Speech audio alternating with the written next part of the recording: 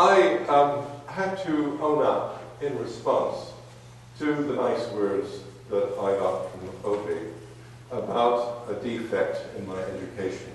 I hope you will not be overly disappointed.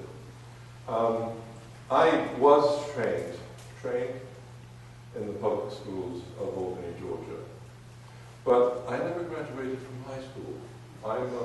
I'm a high school dropout. And I used to captain in Albany a very ineffective football team. And there was a Quitman team of farm boys who came to us, and they beat the living daylight out of us. In the meantime, they clipped me, smashed my leg, and my mother, who was a bit of a poet and a chemist and very intelligent, said, "Preston, I've had enough of this." And she sent me up to a family friend, Mrs. Gooden, in Atlanta, where I stayed, and was subjected to a series of exams, which was all a plot mounted from Chicago by Hutchins, who was then in charge of the university, where they had more or less concluded that the last 2 years of high school were a waste of time for most students who had any nous.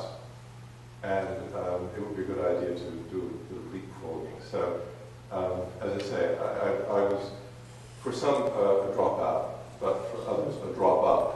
And so I went to Fisk. This program was also being mounted at Princeton, University of Chicago, Pomona, Oberlin. I think Morehouse, too, had such a program.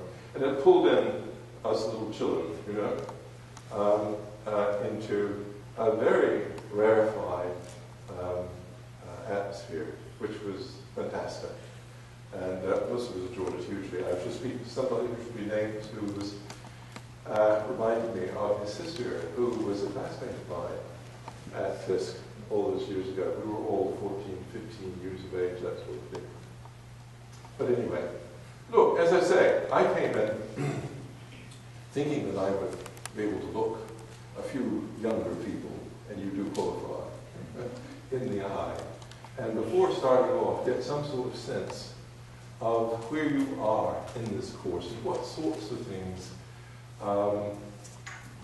excite your interest in it. And that can then make it easier to chisel, you know, the sort of path that we can follow in our intellectual ramblings today. Is that all right? So can I ask you, what's your name, by the way? Me? Yes, you. Paige. Paige. Well, Paige, let's turn another one, shall we? And this one will give us entry into what you're about. What is it that interests you about this course? What do you really want to take away from it? Well, I really liked it at first. It's just a social issues course. I'm really interested in kind of expanding my knowledge in that, and then kind of getting into it and seeing all of the history behind everything that you learn about growing up. Any specific social issues? That interest me? Yeah. Currently, like human trafficking. Oh, okay. That's something that I'm really passionate about. Just Okay. working with in the And future. you're interested in the sex trade and the labor trade and that sort of thing. Yeah, fantastic. That's great. Paige, thank you. That's a good opener. What's your name? Mary Lee. Mary Lee. That's a very southern name. What's your interest in this course? I was really, what's appealing most, I guess, is just expand, like you were saying, expanding the knowledge that we got so long ago in our education. And I guess for me, through the master's degree, I'm kind of like figuring out what I want to focus on, but I know that getting my bachelor's, it was very clinically based, Right. and I'm trying to figure out like how to move from that to more macro interests. And so it's Can really, you name one of those macro interests? yeah, I'm really interested in nonprofit program design and development. And So innovation. you're not a little capitalist with capitalistic ambitions. You want to work with non-profits. Yeah. Well, that's allowable. I hope so. It's not a free country, but that's allowable. Can you give us some play here? What's your name? Anna. Anna. And the key knob. I won't carry on like that. Carry on. You just want to know why I Yes. I want to know, what is it that interests you? Any one or two things in particular? Because this will set me up a little bit better in terms of getting a purchase on who I'm talking to.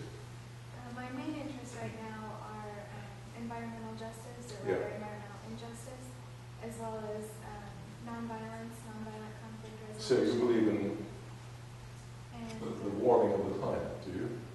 I do believe that is occurring.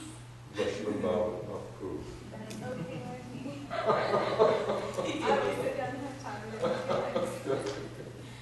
And then I'm also very interested in military issues. How so? My husband's in the military, so I'm interested in. But I mean, you want to fight wars, you want to stop wars, you want to... I want to assist the families who are on both sides of wars in, I guess, transitioning. Do you want to take out Iran, or do you want to leave them alone? Topic for a different day. Time for war. All right, well, thank you. Thank you very much. That does help to get a fix. I was particularly interested in this concern with trafficking on the one hand, but on the other hand, that question of the environment, the Gaia thing, that whole business about the planet, and I think this is a kind of trap here. I keep ignoring specs, I mean, there was someone who did walk on water, but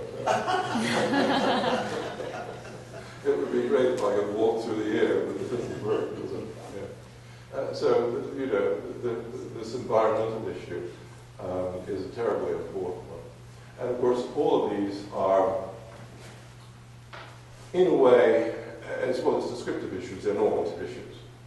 So let me give you a little intellectual background, not so much the biography right now, we'll come back to that if we want to. But I'm styled a political philosopher, okay? And these are usually nerdish people who try to achieve some kind of overview of what is going on, what the philosophers call ontology, being, who's concerned with the logic with which we stitch propositions together. And these are called formal systems often. But who most distinctively are concerned with the normative edge of things.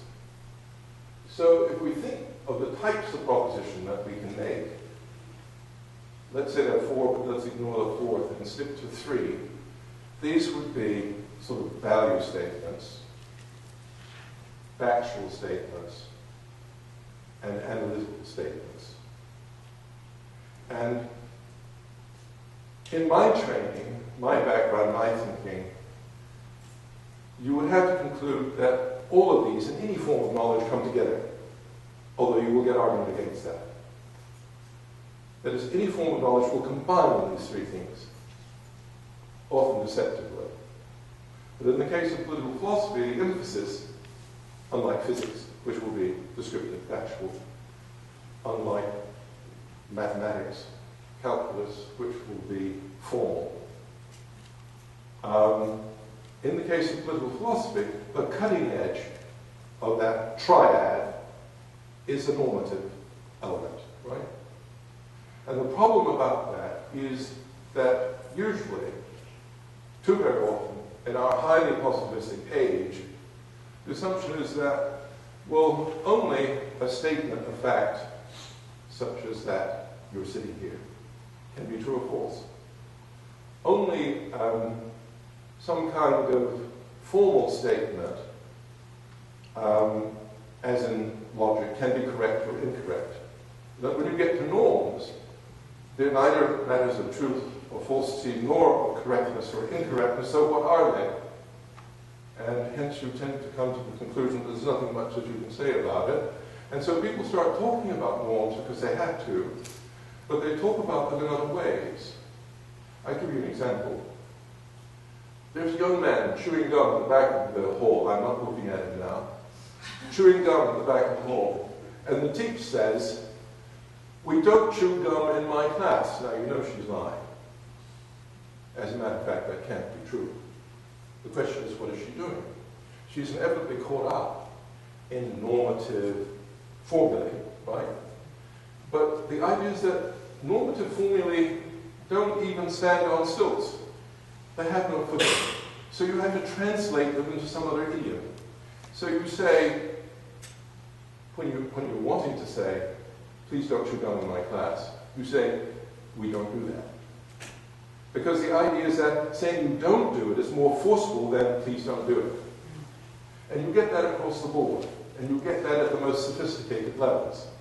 So the assumption tends to be that you can't talk normative talk because it's only air and stands on nothing. Now, I'm not going to go on about this. This is not a lecture in philosophy, but I have to tell you where I'm starting from, okay? And what one has to establish, I think, is that, which often isn't directly or immediately accepted, that you can't do without normative talk and that it's not all subjective. You can't do without it in the sense that you are agents who are acting in the world, whether it's to do with social, whether it's to do with climate warming or to do with social movements of one kind or another. You are an agent located in a time and place, and the whole point about being such a being is that you must act. You're not a piece of furniture that can be kicked. You can be kicked. But the point is that you as an agent are not only acted upon, but you react. This is where choice comes in. Even if you're a determinist, and you say, there is no such thing as free will, in your mind, you're still trying to decide which is a better course of action. So you can't avoid that. The scientist can't avoid it, the logician can't avoid it, and of course the ethical theorist doesn't need to or doesn't want to. So you're locked into this mode of thinking, even when in our age, from the 19th century especially forward, people have wanted to sidestep that and to turn it into something else, to describe things and to assume that that would suffice to tell you what you ought to be doing, what sorts of duties are appropriate, etc., etc. Now that's a very big discussion that we get into. But the basic reason for that kind of preface is that when we think of social systems and moving social systems, one of our inclinations is to deal with other people as though they are stones, as though they are bits of fact which are sort of autonomous and which don't interact or react. I mean, for example, the very idea of reifying, making real the notion of evil, which is very common among us. I mean, the devil, shaitan, Beelzebub, these are ways of formulating something that isn't good, but putting it into a corporeal form. So there is this evil, this thing. The Greeks have no conception of this, by the way. We do. It's certainly Old Testament stuff. And it's very Quranic stuff. But this business of turning what is wrong into a corporeal form, which you can then identify and indeed make war upon. We seriously even struggle anymore. Every time we oppose something, we have to make war upon it. It's not just, the evil Nazis, the evil commies. We make war upon drugs. We make war upon terrorists. Terrorists, this is a police action. People violate the law, they're about to, that you stop them. But can you make war on something where there is no beginning or end to it? I mean, how would you make war on terrorism? How would you make war on drugs? And I don't want to get into that in great detail, but the point is that the business of reifying things that we oppose, making them corporeal, somehow achieving an embodiment, identifying other people as evil, is a great deal of a problem that we encounter. I mean, for example now, your global warming business, do you know? I've heard my pal Rush say, this is actually a conspiracy. You see, the reason why, he says, people want this warming thing to go through is because they're really just statists at heart. And what they want to do is to give the government a job to do. And if the job is big enough, then the government will be in parallel big enough. If the job lasts long enough, then the government will last long enough to, of course, take over the world. So that gives you a kind of globalism, a kind of globality. Largely because you've identified an evil, which is, if not corporeal, getting on for it, which you transmitted to other people, or identified in other people, so that you can oppose them in some all-out sort of fashion. There are different ways of handling difference, and identifying the difference as evil is just one way of doing that. But we have to cope with notions of evil, right, wrong, whatever, when dealing with the courses of action that we're to take in as far as we seek to ameliorate the position of our world, whether this is to do with trafficking in bodies or otherwise. And we have huge problems here. We have huge problems here. I'd like to ask you about how you would think to attend to that. Let's move now quickly to the Southern context. I'm a Southerner. I come from Georgia, further down. Some of you do, but I gather that most of you are Chicagoans, New Yorkers, aliens of one kind or another. Not that we love any of the rest. And the region, of course, is one which historically has been tremendously stressed. I mean, whether you're reading Donald Webb or the memoirs of Frederick Douglass, tremendously stressed. And a large part of it has been located around the notion of identity.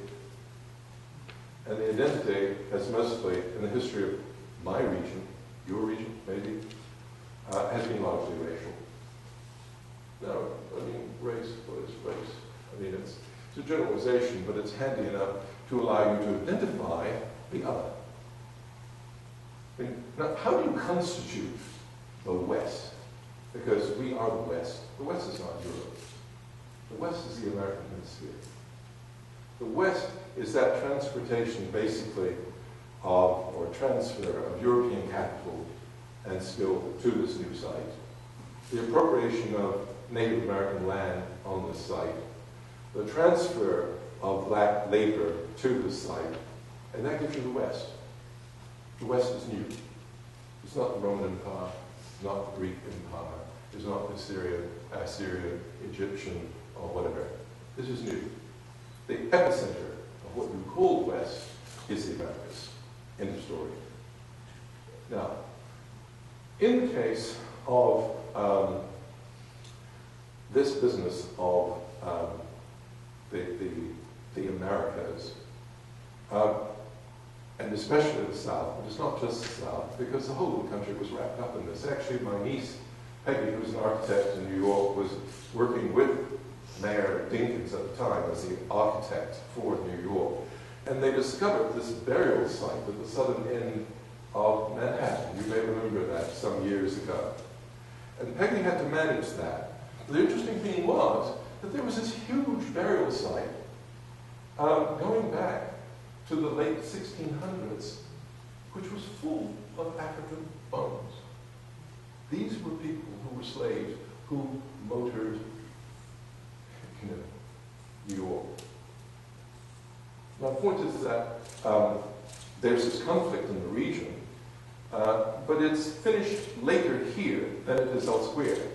But it's not as though the South is uniquely distinguished by this phenomenon of racial identification as a way of enemy formation, so that you can determine what people do in relation to yourself, right? I mean, In the European context, certainly past the Middle Ages, what you were doing was rapidly getting away from slavery. But slavery is, of course, a part of the history of every people on the face of the earth. I mean, when you did have machines, as Hegel remarks, you had muscles. And that's why Aristotle, who's talking about basically Europeans, thought slavery was natural because some men, sorry, this formula, men, sorry ladies, but that includes you too. Men, he said, were slaves by nature. And the point was that he couldn't see how you could get beyond the business of using some people to do things that you couldn't do yourself. Slavery goes way back. Everybody's been involved in it. The whole origin of the state is wrapped up in slavery. I mean, what on earth do you want to go to war for? In most cases, but to get people to become enslaved to work for you. On the whole, if you enslave people, you don't enslave people who are here and here because they're obstreperous, they're unpredictable, they know the land, it's awkward. If you have slaves in Athens, you want them to come from Corinth, you know, or somewhere else. But you need the slaves. And they're mostly domestic in a pre-industrial system. They're mostly domestic. And Troy, okay, we fight a war, you know, we kill off Priam and all his guys. But we don't kill the women, not even the queen. Hecuba, who is she, the wise famous commander? We don't kill these people, we bring them into our families. If the boys are too old, then we dispatch them. But otherwise, we attach them. Genghis Khan does the same sort of thing. The point is that slavery is a very old institution. It's very much locked up in the origin of the state, and it's very much to do with acquiring labor to do the things that you want to do, and it only begins to become outdated once you begin to think that people can be reasonably self-sufficient. And that only happens rather late in our evolution. And so this becomes a big issue. Everybody, you know, backs slavery. The Bible backs slavery. The Quran backs slavery. The Iliad and the Odyssey backs slavery. Everybody backs slavery. Yes, it's nice to be nicer than to be not so, but it's a generally accepted sort of operation. But when you do that, when you back an institution like that, almost inevitably you're going to have to turn people into machines, into objects, into things that you don't have to sympathize with. So evil is a very nice way of dealing with this. And there are complicated aspects to it that we won't go into. But my points basically are two.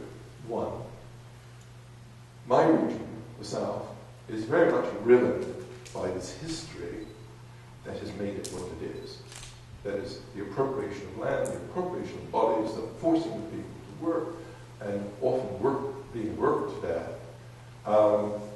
This is a crucial element in what's going on. But also, too, this is not restricted to this region. It's not even restricted to this country, the reference to Peggy in New York and the burial site. It encompasses the world as a whole. It's only in hunter-gatherer systems, basically, not even there, unexceptionally, that is without exception, only in hunter-gatherer regions where you can't use slaves, you do not have them. And basically, for most of our history where we have slaves, they were domestic slaves. The slavery of the Atlantic and transatlantic is so much worse, basically because it's so modern. In the ancient world, your preference was always for women, for girls. In the modern world, your preference was for boys and not for women. Most of those sourced from West Africa were basically between 14 and 27, and they were mostly males. You had a purpose there. The thing is changing, and it's not to be assumed that we've got rid of slavery. There are many forms of slavery that exist today. And your trafficking is a part of it. Often prostitution, not by any means in every case, but often prostitution is a function of a modern form of slavery, where people get trapped in a regime from which they can't escape, they have no help to get out of it, and you have a form of what we call a general dependent labor.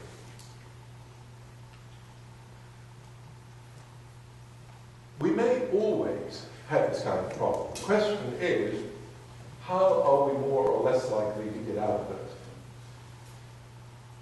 One way we know that we will not get out of it is if we overgeneralize, if we corporealize, if we think too much of there being evil as opposed to a set of actions and reactions. For example, if you go into a store and you frown at a saleswoman, she may be, out of the goodness of her heart and inclined to be a great Christian, she may smile at you despite that. But on the whole, what you do will excite a reaction that matches what you give. And human behavior is very like that, interactive. And so there are smart ways and not so smart ways of dealing with the other, which is everybody else, which one has to do. But one of the least effective ways of doing that is by dealing in forms of reification, where you turn beings into things and assume that they cannot be other than what you see them to be, and where you don't perhaps understand that what they are is in part of a function of what you are. The face that they present to you in part is a function of the face you present to them. And that's always characteristic, usually, not necessarily always, but usually that is characteristic of human interactions. So, in the Southern case, when I was a child, growing up, there was no question of very plain enemy recognition. And the whole idea was to try to get around that and to see where you could. This is one of the reasons why I have such admiration for MLK. Because he was a smart guy. He was very good with people. And yet he had a very firm moral center. And though he saw the obstruction, he would not equate the human who represented it as being merely obstructive, the evil other. Someone like Malcolm, whom I knew and liked hugely, would tend to fall into that error, which is always problematic. And you will find that in any population, the equal numbers of people who are disposed to it. It's very much easier, you think, to manage your environment if you can simplify the psychological profile of the folks whom you deal with. And if you know people from a given caste, think of a notion like villain. A villain, you know, over you're not a villain. But you come from villains. I mean, what is a villain? It's a medieval farm laborer. It's very interesting, isn't it? But it's the idea of belonging to that class automatically over time becomes assimilated to the idea of being villainous. You know, this expression, nigger in the woodpile, very interesting. It's the same sort of syndrome. You know, something goes wrong, somebody's doing something they shouldn't be, there you've got it. There you've got it. Because this is a reductionism, a form of reductionism. So, in the Southern context, we may think, and it will be true, there's been a great deal of that, because that's been the way in which the system has been constructed and maintained. And the war between the states, or the Civil War, sorry, don't mind which one you pick, only exacerbated the difficulty. It was very interesting in the Civil War. I would contend, after all, you know, there were many slaves owned by Africans in the South before the Civil War, down in Savannah and elsewhere. And there's some evidence for it, let me not bore you with it, but I think in a funny kind of way, relations between so-called racial categories even under slavery, were less severe than they were after the Civil War. And that may sound odd to you.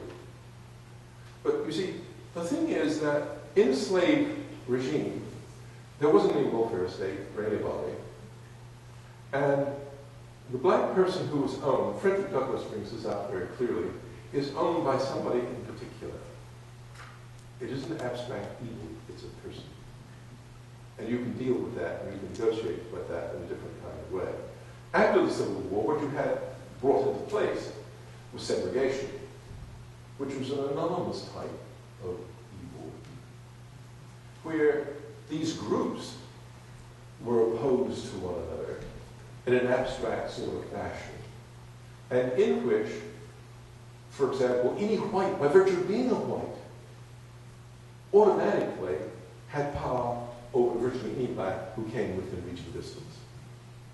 After all, if you are owned by Mr. X in Maryland, nobody else can bother with you because you are the property of Mr. X. But if you get into a post-Civil War situation where nobody owns anybody, and if you want to be top dog in the white community, and that community is the tiger, you mount the tiger. You don't defend your people because you own them. You go with the mob. And if the mob wants to lynch or to wipe you out, what's it to you? You're not losing any property because it's not yours anymore. And often this thing became much worse in a post-Civil War situation than before, simply because the reductionism was carried to a greater extreme in terms of the way in which people conceived one another. And the sense of resentment on the part of blacks, so deeply buried inside, which cannot be expressed, often turned against itself into a form of highly disruptive self-denigration, which was just, often visible. In any event, one of the things that I would like for us to, in an abstract sort of way, to aim for more is the notion of trying to deal with individuals, in as far as we can, on an individual basis, being disinclined to leap to large group conclusions about how people behave. Even if one does that, there should be a concern with trying to understand why it operates in that way, if it does. And in the Southern case, we have had one of the most, next to South Africa, egregious histories of an interethnic conflict that might exist. And yet, over the course of 3 years, although much that's pretty bad has persisted, people, for a start, can talk to one another. They can deal with one another more now than before as individuals. At least the opportunity is there if we take it. And so I'd like to know your views, for example, on the business of debate. Our debate seems to be shouting at one another and see if through use of words you can wound one another. The talk show system is really quite egregious. There's no sense of rationality about it at all. People, Hobbes complained in the 17th century about the preachers, these Protestants who had gotten out from under the wing of Catholicism and who were raising havoc in the land by saying all sorts of things that couldn't be guaranteed back and totally irresponsible, and Hobbes thought the king should banish this stuff. Of course, they got into a civil war. But they didn't have a civil war subsequently. Certainly not after 1688, 1690. No such stuff. You learn to talk. You learn to talk and to talk, increasingly in a measured way. And that's one of the things I think we're going to need if we're going to transition this, because it's quite clear that as we've had racial stratification in the past, a new form of that in the present, a winnowing out of our middle classes, etc., concentration of power in the top 1 to 5% of the population, we have a problem on our hands. And the problem is one of communication. The problem is one of mutual recognition. The problem is one of being able to interact with people. Everybody around me seems to live in a ghetto. It can be a poor ghetto or a rich ghetto. It reminds me of diplomatic communities in places like Nairobi or Dar es Salaam or in Cairo, where the people representing their countries, they don't know a damn thing about these countries. They go to parties with one another. And that's basically what they know about. And so if you're very wealthy, you tend just to deal with people who are very wealthy. If the legal system backs you up, then maybe you can get out of paying so much tax. You know the arguments in favor of that. You carry on. You have your houses in the Bahamas or wherever. And you're abstracted from this process. The point is that that is becoming accentuated. We were at our most egalitarian, I should think, about 1945, 1948. And certainly since the 70s, it's become less and less so. And our way of handling this is in terms of cutting back on taxes, not taking away what we have, who are at the topmost rungs of the system, without understanding that a ladder stands on legs. That what one has is a function of what socially is enabled. The management of the system in terms of who gets paid how much, or who has access to medicine or medical treatment or transport or education, etc.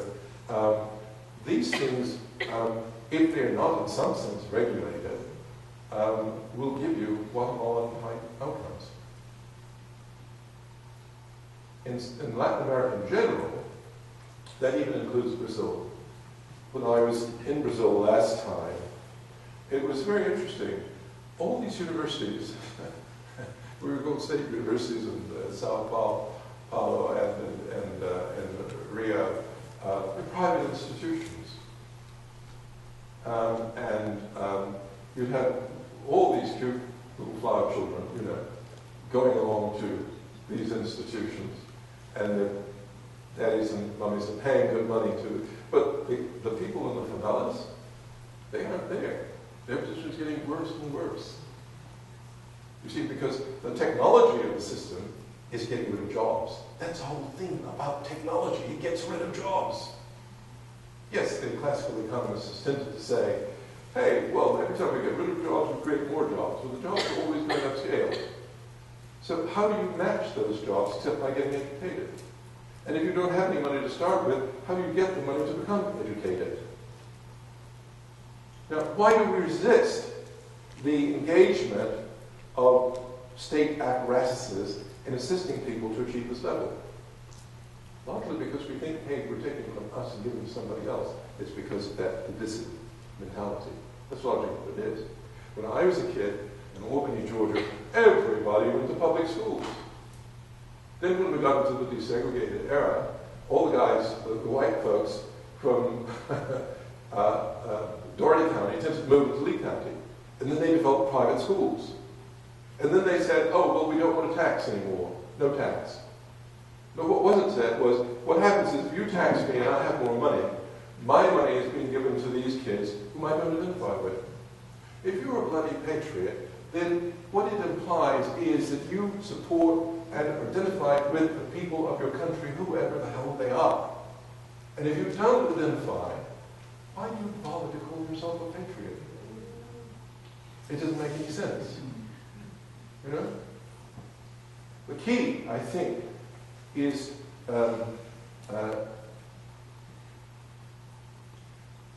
undoing these big packages which are very simplistic and granitic and tell you who people are and how they behave and then how you're to behave towards them, and this is usually exclusionary. And everybody tends to work that way. I get a call from the IRS, I've been very ill, etc. And it's as though I'm talking to a bull terrier at the other end. It happens with corporations. I go to a doctor and I pay good money, and then 2 weeks later I get a bill for thousands of dollars. The guys are trying it on. You know, because many people just pay the bill. But if you don't see the person, it's like running an army of drones. The difference there, vis-a-vis face-to-face combat, is that you're not seeing who you're killing, so it doesn't matter so much. And often our corporate management of one another is like that. We don't see who we're hurting. And that this whole housing collapse issue seems to me to be a question of that. This lack of empathy, this not seeing, this standing back, this living in a kind of ghetto where you don't catch the moral implications of what it is that you're about. So it seems to me it's very important, and this is one of the things that I'm going on about, to come back to a Greek ideal of friendship, which we overlapped. You know, from the year one, we tend to talk about friendship with God. Well, God is very big, you know? It's like being friends with your parents. That's a possibility, yes, but I don't really want my daddy to be my pal. I want him to provide, I want him to be predictable, and I want him to give me some assurance. I have lots of friends, you know? So the business of managing this seems to me to involve coming back to communities, resuscitating a notion of friendship, trying to restore some concept of trust, which I think is possible, and creating an abstract sense of empathy with folk who are in need. Now, we can do that even with animals. There is progress. We do that. You know, we have programs, which we never had when I was a kid, on relations with animals. We don't want to hurt dogs or cats or, you know, whatever. You don't want to be keeping baboons. I don't think you can be very wise. But you don't particularly want to hurt them. Whereas, you know, in Teddy Roosevelt's time, an animal meant get out your gun and shoot him. I was in Kenya when the old Admiral Tito, who had managed the guerrilla war against the Nazis in the former Yugoslavia, came. And Tito was old school, great heart, you know. And there on the front page of the Daily Nation was the old Generalissimo with his foot on the head of an old rhino. There's an old rhino who's about to die, and so he wants to shoot a rhino.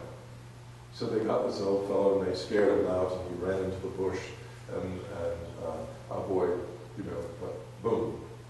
And that's your sort of classic picture of the animal. We move beyond that. I'm sure that people hunting and hunting can be a good thing. And if you're going to eat chickens, you may as well bring their legs yourself, you know? But we move beyond that because there is a sensibility in place that did not used to be in place. And that's a good thing. Of course, there's never any upside without a downside. And clearly this hasn't gone far enough, and our thinking, I think, hasn't caught up with where we are. Now, when I was a kid, everybody hunted. Okay, mea culpa, I too. You know? I've shot and grilled, I wouldn't do it now, and in Kenya or in Chad, I would do it with a camera, you know? But we all hunted. But, you know, grown-ups should perhaps begin to put away childish things. And I don't say that you don't need to color. Often you do. You often do. But a lot of the hunt is simply the thrill of killing another creature. And all I'm saying is a lot of our sensibilities have changed in that regard. I'm not saying everybody has changed by any manner of means. You know, Mr. Carey wants to appeal to certain tranche of the electorate, so he puts it here and gets out his gun. And Mr. Channing is so gung-ho on it, he shoots a partner in the face. The CIA can do that, I can too. I'm a strong-armed brother. It's fantastic. But we have to move in a different sort of direction. We have to decouple. We have to get away from the big ideas about group identity. We have to back off from this notion of corporeal evil And we have to try to think our way to new solutions to problems that are new to our position. We are soon going to be 7 billion, and before it's over, we'll probably be 10 to 12. That's a pretty crowded planet. That means people are jostling one another. That means they have to get on. How do they do that? They can't just go off and hunt, as they did when I was a child. When I was a child, I didn't have a key to my house. There were never any robberies. You know? There was ethnic tension, yes. But you never had a key. House was never locked. I could walk in my little town from one part to the other. I didn't have bottle gangs. Didn't exist. You know? But those kids, they all had guns, just like we do now. But they would go and fish. Or they would go and hunt. They would have these things that they could do. Now you have to be rich to do that. You go to Aspen, and you get on the ski slopes. You know? Or you say, okay, I want to go to Toulouse and bag myself whatever it may be, a wildebeest. I mean, all of the Hemingway novels, they're about hunting. You know? Even that last novelette, set in Cuba, is about fishing and overcoming nature, meaning another animal. I don't think we write things like that anymore. We only seem to be concerned with overcoming one another. All of our movies are either supernatural bits of nonsense, or they have very much to do with our blowing up one another. That's how we seem to spend our time. The old Bogart films I used to love because people talked, you know? We don't do much talking anymore. We blow up a lot of stuff. We shoot a lot of people. We cut them. We make them bleed, you know? But how far does that go to making it easier for us to settle our inter-agent problems or intercommunal problems? Not so sure. In any event, I had this trajectory. I've come from a region subject to great stress. I've seen a great deal of change. It seems to me it's necessary that we go much further with this. Equally, I think there's a cause for the sorts of difficulty that we note. And that is a failure to think. And my only real deep worry is that we may be less disposed to think deeply today than we were when I was a child. It's just too easy to turn off by watching the television. And everybody knows you watch a film, no image will stay with you for more than a second or two, because you have to be diverted. Everything is about diversion. And that's one of the reasons why the films are so violent, why they're so fast-paced, burden notice, etc. You know, there's always got to be something going on. Let's not stop to think about anything. This is dangerous. I think this is very dangerous. And the question is, can we put a break on it? Can we open up better our relations with one another? Can we deal with both on a less than epic sort of scale? And our politics and the mood of it, I don't sleep. Do you know? I listen to it at night. I'm trying to sleep and I'm listening to these talk show things. This is outrageous. How can you talk like this? And people say, the idea of some kind of balance. Well, that would be an infringement of free speech. Wow. Look, in parliamentary assemblies, you have to have free thing, yes? Because otherwise, how do you know what it is you're supposed to be voting on if there's no rational discussion that gives you some picture of what's in play? But in no parliamentary assembly that I know, is there a lack of rules? Is there an absence of regulation which says there's some things you can't say? Even when Margaret Thatcher is being railed against, apparently this marvelous street film on Thatcher, which I haven't seen. I don't know that I want to, but she's obviously brilliant. If you had this kind of engagement, how do you open up to the other? How do you engage therewith? In your parliamentary assembly, you don't do it by shouting epithets. You don't do it by name calling. If you do, basically you're going to get ejected from the chamber. So it's the honourable gentleman, the honourable lady, or whatever it is, you don't do ad hominem stuff. And yet we think on the airwaves, because after all, there are lots of people who listen to this stuff, who are very hard-working people, who come in, they don't hear other things, they're not college students, and they will be influenced by this. At least give them some balance. But we're not being very good. So at the same time as our schools seem to be falling over a cliff, the public arena seems to be corrupted as well. And then our newspapers are going to hell. The Atlanta Journal-Constitution, which was a brilliant newspaper in its day when I was a child, McGill was the editor, fantastic editor, it's not even distributed. The Lord Nathan. What are they doing? They're selling cars. They're not concerned about an overall normative impulse. They seem basically to be concerned with just selling stuff. That's not what journalism is supposed to be about. And newspapers seem to be disappearing all over the country. Or, retreating in terms of what they do. So we have this tendency to be getting into education, which isn't working, losing the public arena. Time magazine, Newsweek magazine, they were very opinionated when I was a child. But to read them now, and there's real little there. They're very thin. A few facts here. There's no argument. I mean, where you find the argument will be, the New York Times is very good, of course. The Washington Post is not bad. But basically, it's things like the New York Review of Books, which do the most serious work, or the London Review of Books, or the Times Literary Supplement. These are the places, but most people can't get to these. We have to, as with distance learning, accept that we must make it easier for people to develop a reasoning approach to the world through public media, which for most folk is all that there is. And if we desert that, we're deserting them.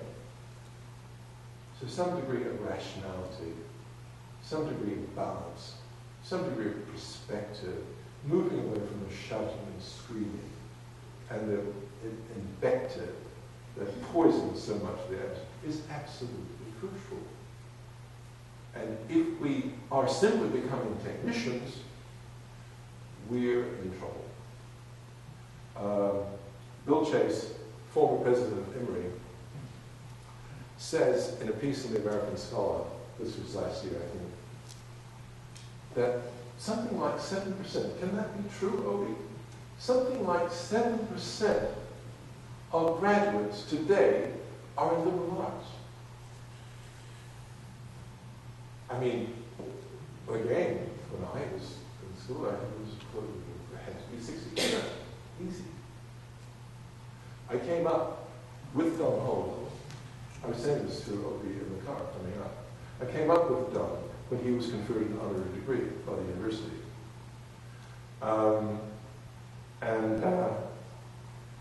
It was an interesting occasion, and an important occasion, an unusual sort of thing. And the university made a great move on that score. But what I was going to say was that when we were doing this exercise, and Dr. Tatum was the commencement speaker, here the degrees are conferred en masse. You have a smaller institution like Smith who will read the names of people, but now you do it en masse. And this was in December. Fully half the people who stood up were in business studies. Nothing wrong with business studies. Business studies is great. But it's like putting all your eggs in one basket. It's winnowing out the diversity that you need in order to come to grips with the modern world. If everybody's only got a degree in business studies, we're going to be in trouble. If everybody only had degrees in theology, we would be in trouble. You know? Now, the question is, how far does that reflect a merely technocratic orientation, which may be overcoming us, joined with an unwillingness to think deeply and critically, which I think when we didn't have television and a huge lot of cinema might have been a touch easier. It's interesting. I mean, some of those brilliant mathematical logicians, they come up in countries where they don't have much of this public entertainment, in places like Poland, you know, and Hungary and so on. And we don't produce a lot of these folks. Is it because of something that we're doing wrong? In any event, I've gone on too long. I'd like some feedback. As you can see, I'm very much concerned with the state of our thinking, with the possibility that there's unthinking, with the need to get a better and more subtle picture of who the other is, and of learning to deal with folks, not by invective and screaming and so much contention. Competition is not a problem, but on the basis of understanding that they are individuals and really just as one as oneself, do unto others, etc. It's not a bad idea. It's not a perfect idea, but you know, it's like Gandhi said, you know, that famous one about Western democracy. What do you think of Western democracy? Said the reporter, and he said, it's a good idea. And our idea of proper free speech, which can't mean invective or shouting at people, is not a bad way to go. And renewing our concern to think. Much part of the human condition isn't just joy, you know, but doing it not work. And sometimes that's less than pleasant. We've got to get accustomed to the idea of doing things that may be less than pleasant in order to get to where we need to be, which is not the volume of killings and nonsense, shouting matches, that's so characteristic of the era in which we live. Anyway, enough. Come back again.